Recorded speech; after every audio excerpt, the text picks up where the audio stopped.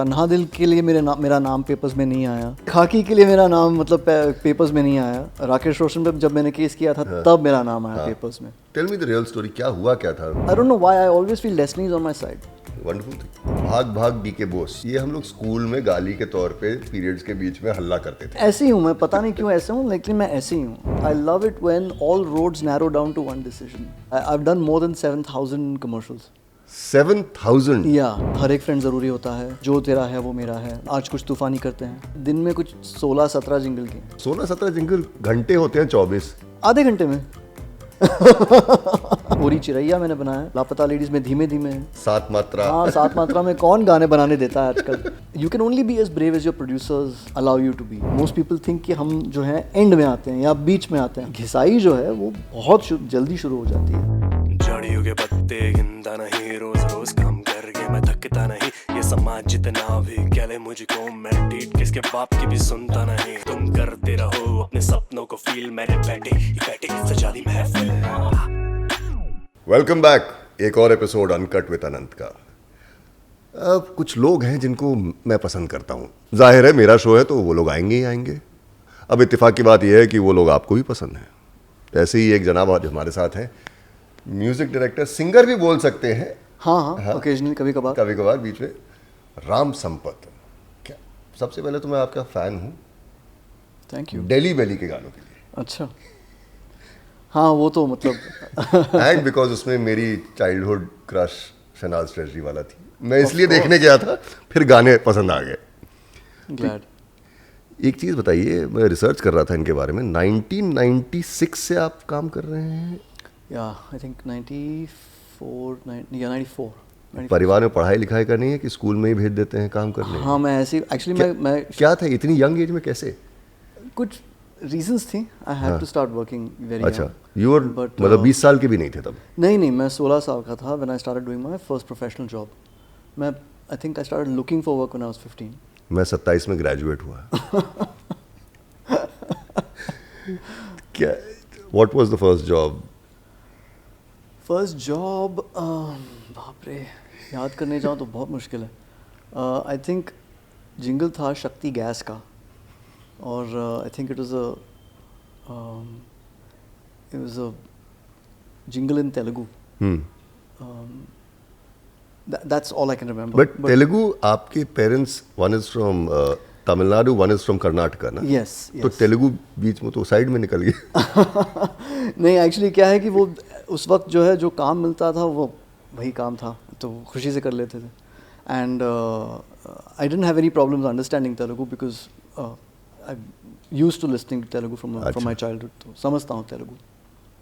How many language, कितने भाषाएं राम संपत बोल सकते हैं? बोल नहीं सकता, समझ सकता हूँ मैं।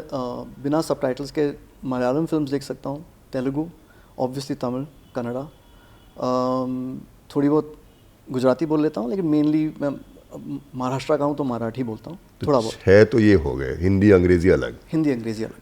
टोटल 8? हाँ, लेकिन ये इट्स ऑल, मैं 8 लैंग्वेजेस की रोज़ मतलब कत्ल करता हूँ। If you were in Europe और 8 लैंग्वेजेस आप बोल पाते तो आज चांसलर EU के आप होते। हाँ, मैं शायद चला रहा होता अभी। हाँ, यूरोप चला रहा होता मैं, for sure. Jingle composer, music director, singer, बहुत कुछ है। एक बीच में नाम उठ के आया था, शान का एक गाना था, लवोलजी एल्बम थी, उसमें क्या किया था आपने? कंपोजर था उसका शान, और मैं जब जिंगल्स करना मैंने शुरू किया था तब शान सिंगर था। शान और सागरिका साथ सिंगर्स थे, लेकिन शान मुझे बहुत ज़्यादा मिलता था because I used to keep calling him to sing jingles and things like that. तो उसी वक्त हमारी दोस्ती हो गई और हमने सोचा कि यार एल्बम किया जाए। तो हमने सबसे पहले तो हमने लवोलजी की, और थोड़ा fun teeny bop kind of vibe में हमने वो किया। लेकिन उसके बाद जो मैंने सबक सीखी ये थी कि इंडिया में अगर आपको सक्सेसफुल होना है तो आपको दुआओं की ज़रूरत है। इट्स नॉट जस्ट आपको लक। नहीं, you'll need people to you'll need to touch people's hearts. तो अगर आपको इंडिया में पॉपुलर होना है तो आपको लोगों का दिल छूना पड़ेगा। that's the key to it. That's the reason why Kishore Kumar, Mohammad Rafi, EQ factor is very high in India. तो इसीलिए हमने अगले एल्बम के लिए I decided that we need to do something more like तन्हा दिल। तो इसीलिए उसके बाद तन्हा दिल बना। अभी तक चल रहा है? जी। उस टाइम क्या था, रॉयल्टीज का सिनेरियो सॉर्टेड था क्योंकि नहीं, जब वो बिल्कुल निकला हुआ था? बिल्कुल नहीं, बिल्कुल नहीं। मुझे तन्हा दिल में मेरा तो घाटा हुआ हाँ। बहुत बुरी तरह से। मेरे रॉयल्टीज़ भी मतलब मुझे नहीं मिले। तो उस वक्त जो चोट लगी उसके बाद मैं बहुत सीखा, और उसके बाद मैंने ठान लिया कि if your work is not worth protecting then it's not worth creating. तो जी। ये ऑफिस का आइडिया तब से आपके दिमाग में, लेबल का आइडिया? हाँ बिल्कुल बिल्कुल। ये प्रोडक्शन हाउस का जो आइडिया है मेरे दिमाग में तब से है कि अगर हमको प्रोफेशनली काम करना है तो we'll have to work as professionals. क्योंकि बहुत बार क्या होता है कि इंडिया में हम लोग ये हमारी जो इंडस्ट्री है, वैसे भी हमारी जो बॉलीवुड इंडस्ट्री है, वो नंबर्स के हिसाब से देखोगे तो वैसे भी कॉटेज इंडस्ट्री है, और उसमें हम और भी मतलब अगर बेडरूम से काम करने लगे तो लोग हमको जेन्युइनली सीरियसली नहीं लेते हैं। कौन कौन से नोटेबल जिंगल्स जो जनता को याद होंगे, you think your best work? अरे बहुत हैं, माय गॉड, बहुत ज़्यादा हैं। अभी याद करने जाऊँगा तो बहुत, लेकिन I think most obvious ones are हर एक फ्रेंड ज़रूरी होता है, डोकोमो का जो जिंगल है, हाँ एयरटेल का जो ये है अपना, हर एक फ्रेंड ज़रूरी है, जो तेरा है वो मेरा है, वो भी एयरटेल का है। फिर है आज कुछ तूफ़ानी करते हैं, थम्स अप का। फिर तो मीम्स बन गए भाई, आज कुछ तूफानी हाँ। करते हैं, खराब खाना खा लो फिर भी। हाँ। तो वो है। फिर यार मैं याद नहीं कर पा रहा हूँ अभी आया था। इतना काम कर लिया कि याद नहीं? बहुत ज़्यादा है। आई have done more than 7,000 commercials. 7,000? Yeah. I have a larger count of commercials than I have days in my life from a working perspective. कैसे, कितने घंटे दिन में काम करते हैं? नहीं, कुछ दिन ऐसे हुए हैं जहाँ पे मैंने दिन में कुछ 16-17 जिंगल किए हैं। हाँ मतलब बहुत चीर फाड़ काम किया। ये असेंबली लाइन कैसे, how is it humanly possible? 16-17 jingle, घंटे होते हैं 24। हाँ, आधे घंटे में। मैं सोच रहा हूँ एक जिंगल बनवा लेते हैं यहाँ पे। तो पहली बार जब आपका नाम सुर्खियों में, अखबारों में आया था, वाज क्रेजी 4। क्या हुआ था? हमने तो जो पढ़ा वही, मैं उस टाइम रेडियो शो कर रहा था, मैं ये पता था कि भैया पैसे मिल गए, पैसे मिल गए, पैसे मिल गए 2 दिन पहले। हाँ, इंडिया में यही अजीब चीज़ होती है एक्चुअली। इंडिया में स्टोरी किसी ने नहीं बताई। हाँ नहीं, दुनिया में एक्चुअली ये बहुत अजीब चीज़ होती है कि मतलब जो आप काम कर रहे हो, जैसे तन्हा दिल के लिए मेरा नाम पेपर्स में नहीं आया।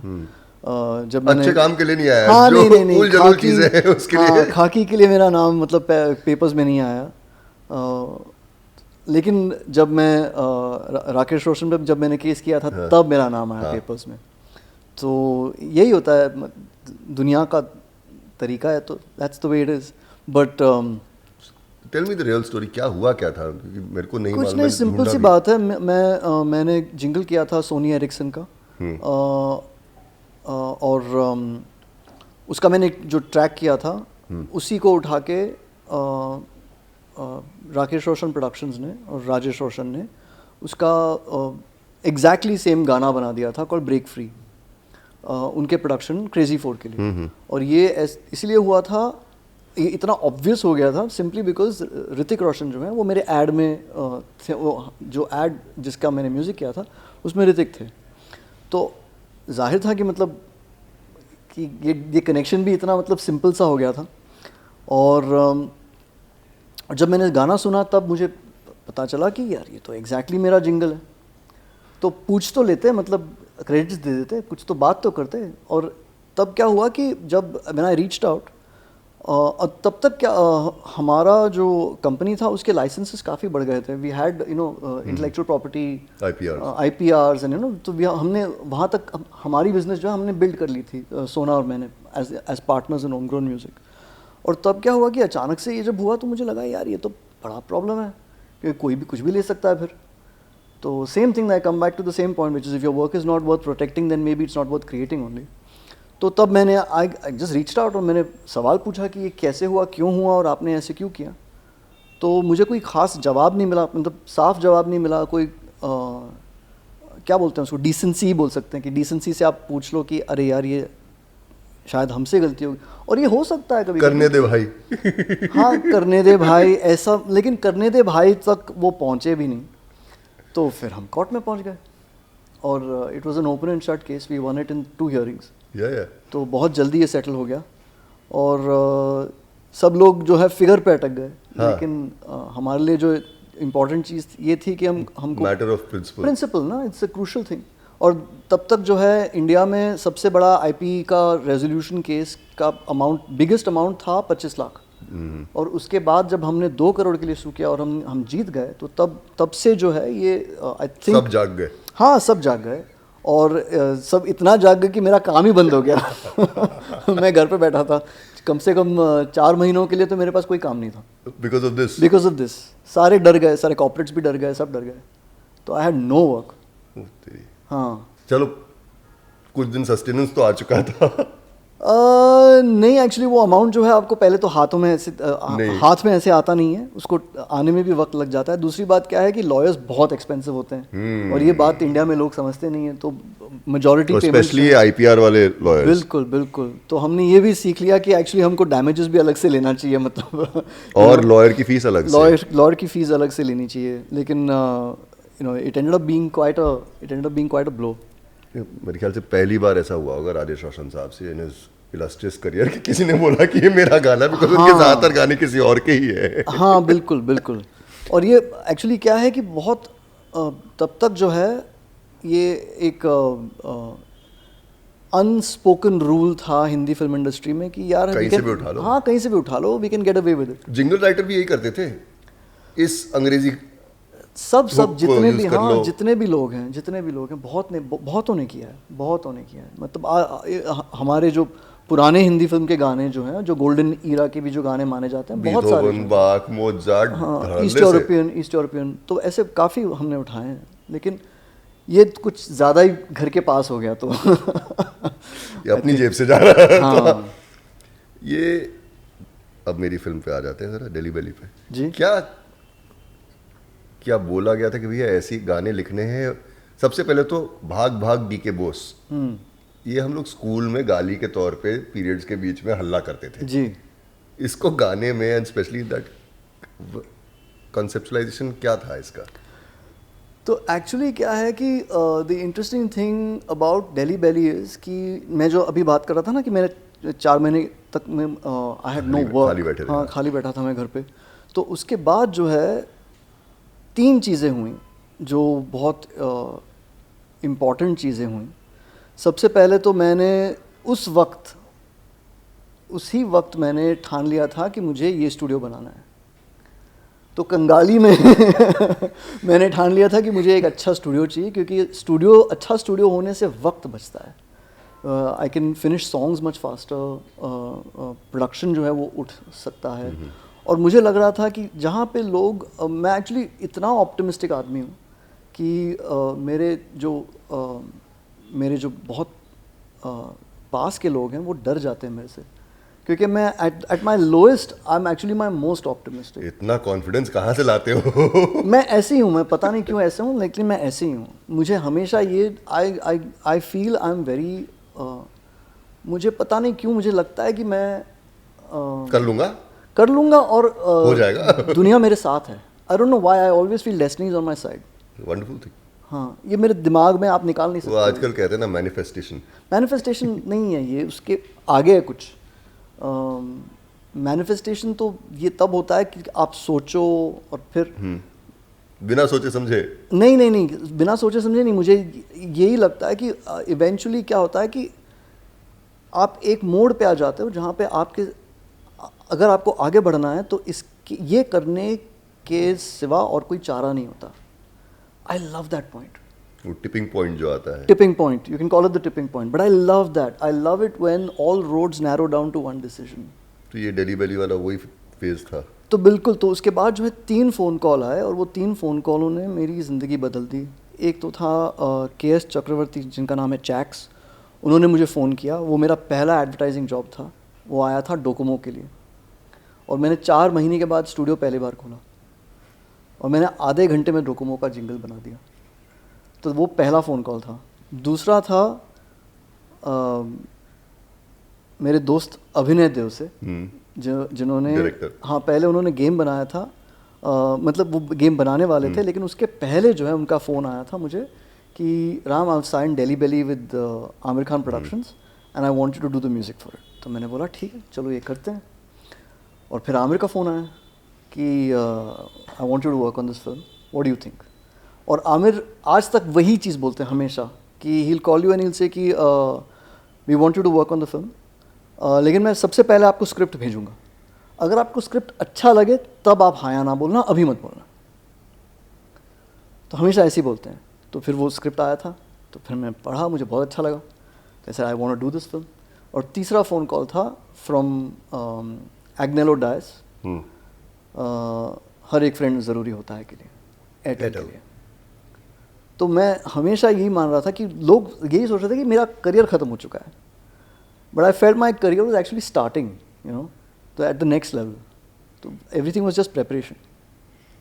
उस एल्बम में सैगल ब्लूज, हाँ, तो जब मैंने फिल्म साइन किया था तब एक्चुअली फिल्म में एक ही गाना था, अच्छा, सिर्फ वन सॉन्ग और background score, I hate you like I love you. I hate you like I love you. हाँ, वो क्लाइमैक्स का जो गाना था वही एक गाना वही एक गाना था स्क्रिप्ट में।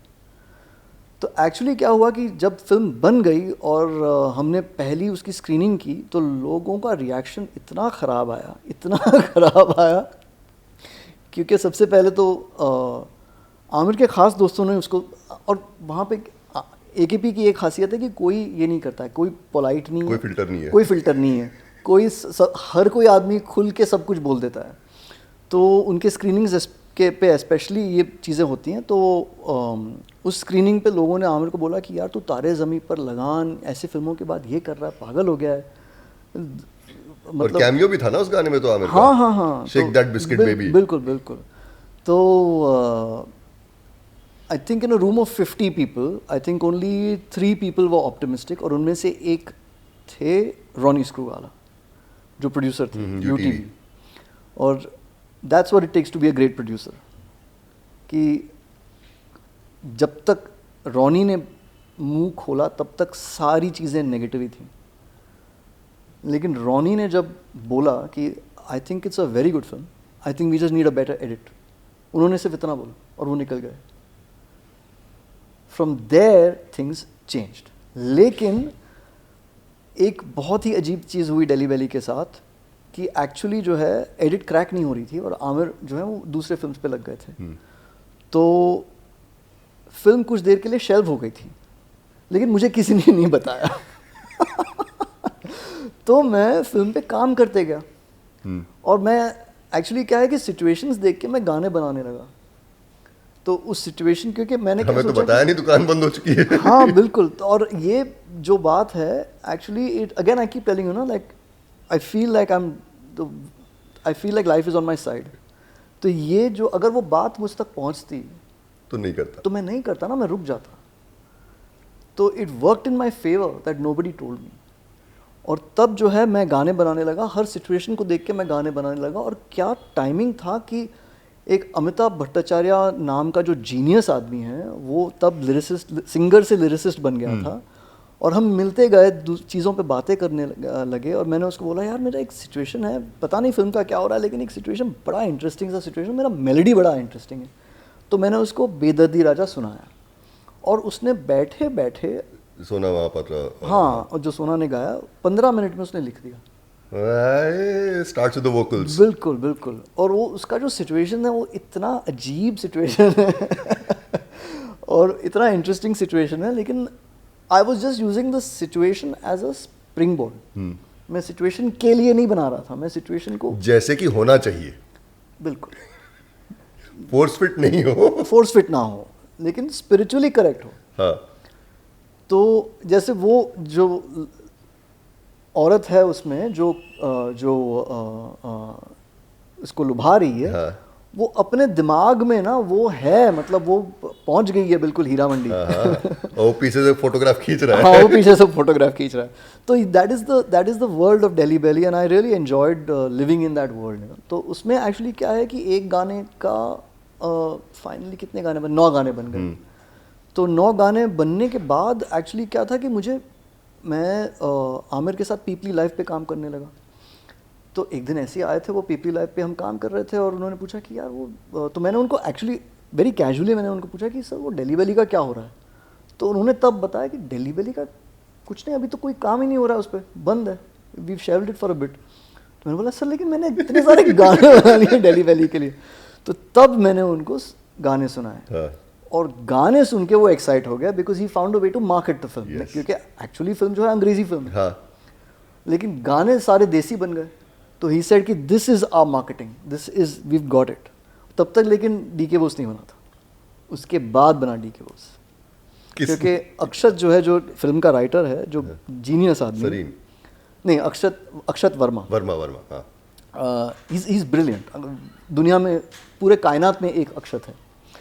और उसने एक छोटे से पेपर पे, जब हमने काम शुरू किया था, उसने एक छोटे से पेपर पे बहुत सारे मतलब ऐसे टाइटल्स लिखे हुए थे। उससे मैंने काफ़ी गाने के टाइटल्स, उससे काफ़ी मैंने एक्चुअली इंस्पिरेशन लिया। तो उसमें उसने लिखा था नक्कद वाले डिस्को उधार वाले किसको, ऐसे लाइंस लिखे हुए थे, जा चुड़ैल किसी नाली में गिर, तो ऐसे लिखा हुआ था। तो उसने उसी पेपर पे लिखा था कि भाग डी के बोस, आंधी आई है। यूजुअली हम बॉस के कमरे के बाहर लिख के आते हैं। तो वहीं से एक्चुअली वो इंस्पिरेशन उसी कागज। What an album. Thank you. भाग डी को, जा चुड़ैल जा, I hate you like I love you, हाँ, Sehgal blues, Chetan Shashital did that. that's right. He wrote it and he sang it. Another amazing artist. Yeah, he's incredible. चेतन तो incredible है। मैं डेली वैली, बेदर्दी राजा, सब तो ठीक है।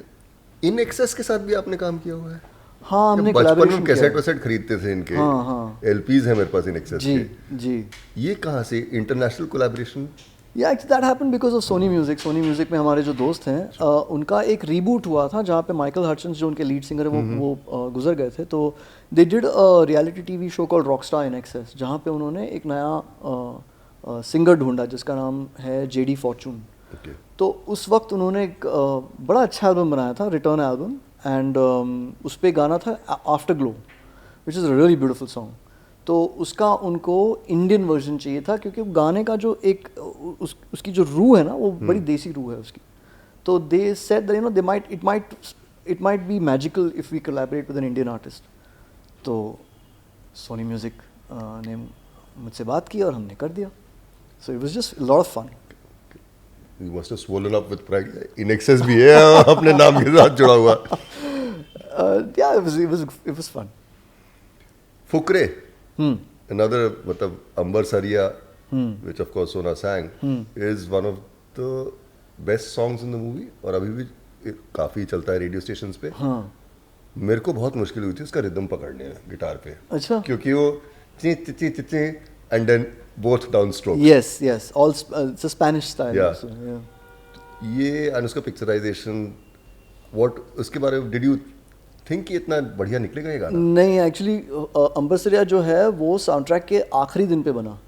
तो एक्चुअली क्या हुआ था कि वो एक सिचुएशन है फिल्म में जहाँ पे वो टेरेस पे वो पतंग, दुपट्टा ओढ़ा होता है उसका। हाँ, तो और वो पतंग के पीछे वो सब चल रहा है वहाँ पे। तो वहाँ पे we needed something to, you know, to bring that moment together. किसका आइडिया? मृगदीप का आइडिया था, आपका था? दोनों काम हम उसी पे बात कर रहे थे, क्योंकि स्कोर पे भी काम कर रहा था मैं। तो तब मैंने डिसाइड कर लिया कि इसको करते हैं, ये फिट हो जाएगा। तो एक्चुअली मृगदीप जो है वो एक दिन के लिए मुझे मिला नहीं, because others we used to meet every day. एक दिन के लिए मुझे मिला नहीं और अचानक से वो आ गया और उसको मैंने अंबर सरिया सुनाया। तो वो खुश हो गया, he became really happy, he said this is working so well, it's a magical thing. काश मेरे पास और टाइम होता, मैं इसको और थोड़ा लंबा करता, but again it's just, you know, good Fortune. किस्मत सही में साथ दे रही है और देती रहे। बिल्कुल। कुछ और मूवीज हैं, इनके बारे में बात तो करेंगे, लेकिन अभी एक OTT पे आई लापता लेडीज। जी। How was the experience for Laapataa ladies? Again my favourite production house AKP। Aamir Khan के साथ क्या, Yeah. मतलब साथ में ही काम करेंगे, खाली उन्हीं का काम करेंगे? पीपली लाइव, दिल्ली वैली। हाँ, मैं थोड़ा बहुत दूसरे प्रोडक्शन हाउसेस के लिए भी काम करता हूँ, लेकिन मेनली जो है वो हमारी ट्यूनिंग अच्छी है। And I somehow feel he is, like I said ना, कि एक वक्त था जहाँ पे मेरे पास काम ही नहीं था। और जिस आदमी ने मतलब फ़ोन उठा के मुझे बोला कि यार स्क्रिप्ट भेज रहा हूँ, पढ़ के बताना कि करना है कि नहीं है, तो that takes a certain amount of guts also ना, एंड ऑल्सो शोज रिस्पेक्ट। इज्जत देने से ही मिलती है। बिल्कुल बिल्कुल। तो I have a special respect and a special regard for him also as a producer. I also think उनके जैसा इंडस्ट्री में और कोई प्रोड्यूसर नहीं है जो लापता लेडीज जैसी फिल्म प्रोड्यूस करें और उस लेवल पे प्रोड्यूस करें. तो या आई मीन कौन रूपक में गाने बनाने के लिए मतलब ये 7 मात्रा. हाँ 7 मात्रा में कौन गाने बनाने देता है आजकल. तो मैंने और वो भी मैंने AKP के लिए 2 7 रूपक वाले गाने बनाए हैं. ओरी चिरैया मैंने बनाया है और लापता लेडीज़ में धीमे धीमे है. तो ऐसे गाने आजकल you can only be as brave as your producers allow you to be. Promoter जितना ब्रेव है उतने ब्रेव तुम हो सकते हो, जैसे हम बात कर रहे थे. बिल्कुल बिल्कुल बिल्कुल. ओरी चिरैया also the cult song now. Yes. तो ये लेकिन अभी भी मुझे लगता है कि कंपोजर को उनका ड्यू मिल रहा है कि नहीं, because everybody will remember it for different reasons. हाँ. The composer many times is not one of them. कोई बात नहीं यार. I am never been worried about this thing. मुझे अपना ड्यू नहीं मिला तो मतलब ये ऑफिस कैसे बनता. मिल जाएगा. हाँ तो ये नहीं है. जो जिसको जो मिलना है वो मिल के ही रहेगा. काफ़ी प्लेजेंट थॉट है ये इस शहर में, मुंबई में, जहाँ पे ये थॉट ज़्यादातर नहीं सुनने को मिलता है. अच्छा. नहीं मैं एक्चुअली मैं ज़िंदगी में मोस्टली खुश ही रहता हूँ और वो मैं अपनी सबसे बड़ी जीत मानता हूँ. You know I think the journey is what you have to enjoy. बाकी सब तो आता है. एक्सपीरियंस बढ़िया रहना चाहिए. अप्स एंड डाउन्स तो होता ही रहेंगे लाइफ में. दिन अच्छा कटना चाहिए. अच्छे दिनों की बात करते हैं. ये सोना के साथ आपका कैसे, how did the collaboration and then marriage happen? मेरा दिल टूटा था, मैं सच बता रहा हूँ. जब शादी की बात सुनी थी बहुतों का दिल टूटा था और तब मैंने सोचा था कि जब खूबसूरत सिंगर से कोई शादी करे तो अपने तक रखे, दुनिया को ना बताए. मैंने किसी को नहीं बताया, सोना ने पहले बताया. तो ये कैसे हुआ? हाँ तो हम मिले थे 2002 में और मैं स्टूडियो में काम कर रहा था, बैंड्रा में ऑक्टेव स्टूडियो में काम कर रहा था और सोना आई थी विद हर डेमो. और ये सीडीज का ज़माना था तो सीडी बर्न करके. हाँ बर्न करके वो अपना डेमो लेके आई थी और मुझे मिलने आई थी ऑक्टेव स्टूडियो में. और जब वो स्टूडियो में आई तो उन्होंने बोला कि राम संपत से मिलना चाहती हूँ. मेरा नाम जो है बड़ा शास्त्रीय सा नाम है ना, धोती कुर्ता. हाँ धोती कुर्ता वाला नाम है. तो उन्होंने मुझे बताया कि सोना नाम की सिंगर आपसे मिलने आई है. तो मैं बाहर आया और मैं शॉर्ट्स में था और टी शर्ट में था. तो उन्होंने मुझे देख के बोला कि सर को बुलाओ. हाँ सर को बुलाओ. यही बोला? हाँ बिल्कुल वही बोला कि I will not give this to you, I will give it to Ram Sampat. तो मैंने बोला आई एम राम संपत. उन्होंने मानना, she refuse to believe.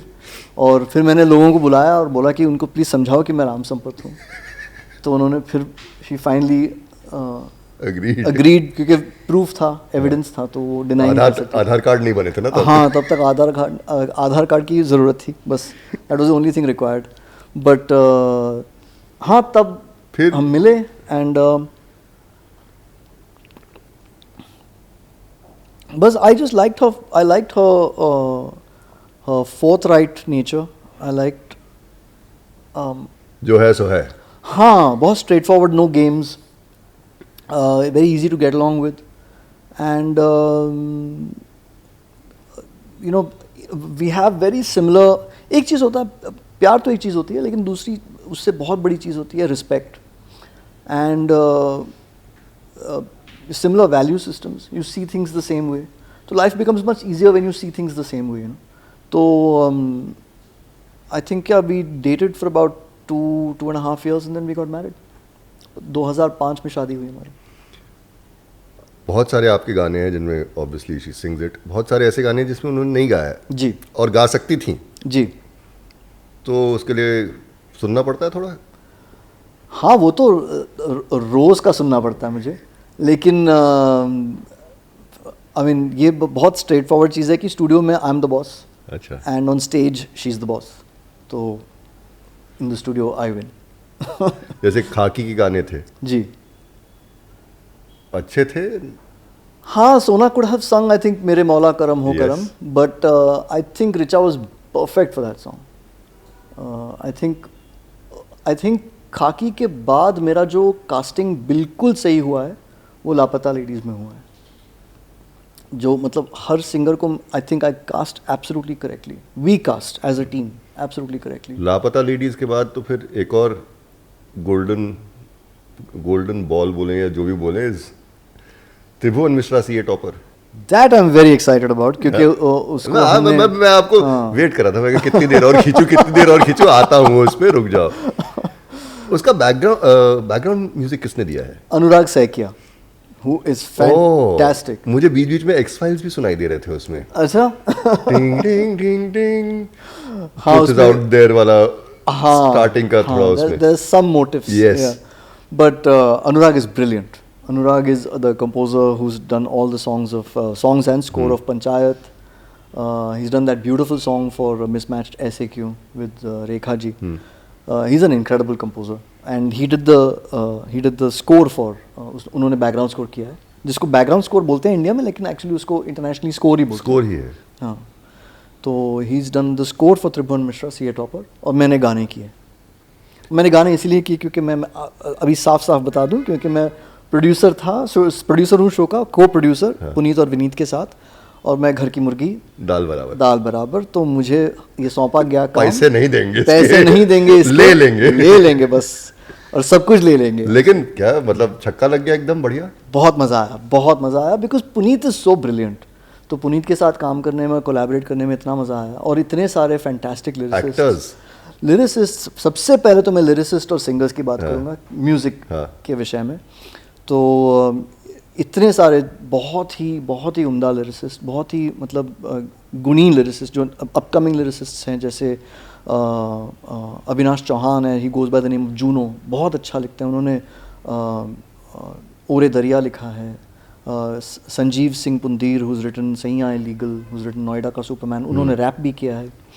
Puneet खुद उन्होंने लिखा है नोएडा दूर हुए, जिसको श्रेया घोषाल ने गाया है। तो it's just a magical time to work with so much talent. और यहाँ पे एक चीज़ की हमको सहूलियत थी कि अप्रूवल के लिए किसी और के साथ जाके, मतलब we didn't have to suffer. मेरी मर्जी, हाँ, जो हमारी मर्जी, हाँ हम करेंगे। तो मेरी आज़म तीनों की मर्जी। और अमृत, ये डिसाइड कैसे किया है छलांग लगाने का प्रोडक्शन में?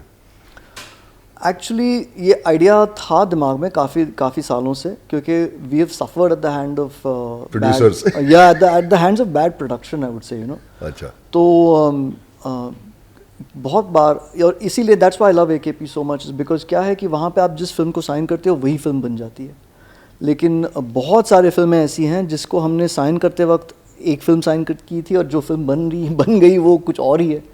और फिल्म्स में प्रॉब्लम ये होता है कि 3.5 साल लग जाते हैं आपकी ज़िंदगी के उसमें, और कंपोजर्स को लोग एंड में नहीं जोड़ते हैं। मोस्ट पीपल थिंक कि हम जो हैं एंड में आते हैं या बीच में आते हैं, हमको पहले दिन से जोड़ा जाता है, और घिसाई जो है वो बहुत जल्दी शुरू हो जाती है। तो that's another thing that we have been very careful about even on Tribhuvan, कि हमने अगर किसी की ज़रूरत नहीं है तो हमने उनको बताया है कि बॉस अभी आप काम मत करो, अभी आप सोचो भी मत हमारे शो के बारे में, जब वक्त आएगा हम आपको बताएंगे, ऑन योर मार्क्स, तो तब से काम शुरू होगा। तो लटका के किसी को नहीं रखा है, So that is a very important part of production as well.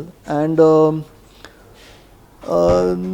जब लॉकडाउन हुआ था तब पुनीत और मैं अच्छे खास दोस्त बन गए थे। We are bonded in failure because of Bangistan. और पुनीत जो है, मुझे तो अच्छी लगी थी मूवी।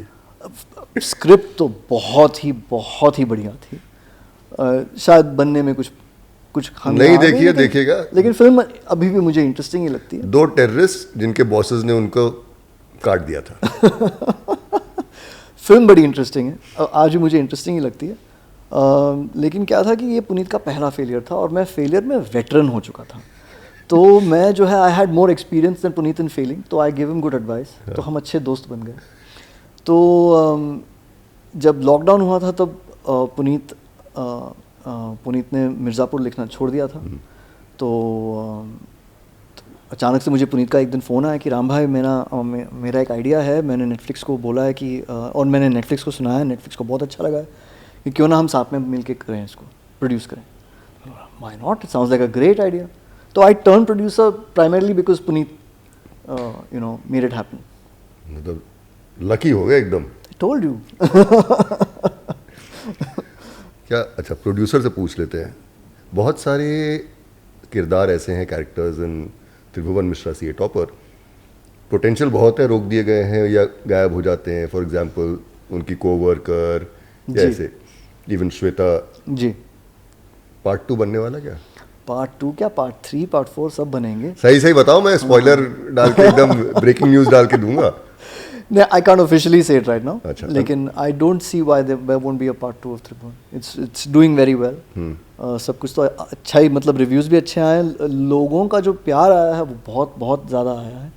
तो I think we are very lucky again, you know, it's a great time.